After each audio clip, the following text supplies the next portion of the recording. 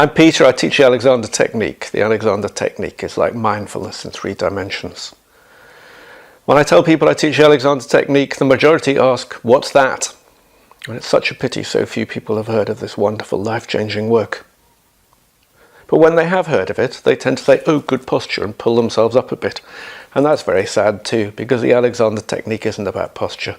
It's much more life-changing than that. Why do people care so much about their posture anyway? Is it vanity? Do they think they'll look better? Or is it that they think their backs won't hurt if they sit up straight? Good posture is a very first world problem. It's a problem with the industrialized nations.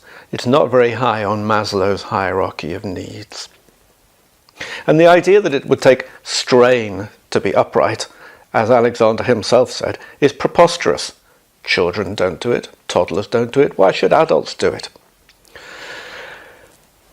When we're small, we're effortlessly upright, we move effortlessly, and by the time we're 14, we've started to slump. Mum says sit up straight, so we sit up straight, and for the rest of our lives there's a battle between the two, the slumpy thing and the thing that involves muscles.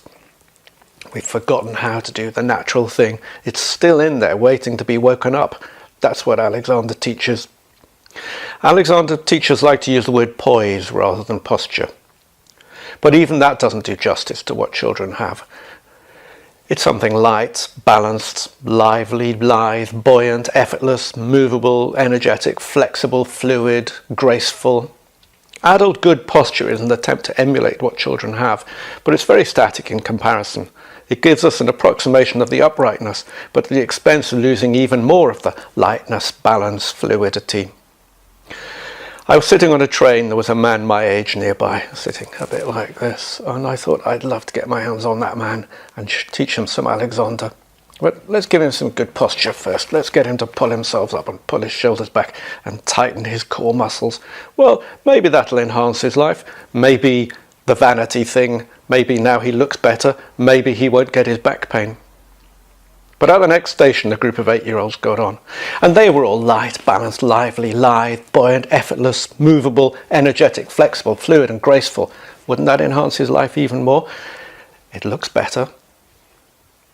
But not only that, they were alert, conscious, switched on, interactive, creative, curious, happy, mindful in 3 dimensions. Wouldn't that enhance his life even more? Alexander Technique, 3-dimensional mindfulness, is so much more than posture. If you want good posture, or you like the idea of working on your core or strengthening muscles, go and do Pilates or one of those other body modalities. But if you want to get back the light, balanced, lively, buoyant, effortless, movable, graceful, switched on, fully conscious, mindful thing you had when you were 6, that's the Alexander Technique is for you. If you want to know more, you can read my book, Mindfulness in 3D, Alexander Technique for the 21st Century. Subscribe to my YouTube channel. This is going to be the first of many. Or book yourself a lesson with an Alexander teacher. And by the way, what Alexander teaches is high on Maslow's hierarchy of needs. It's about self-actualization, but that's the subject for another video.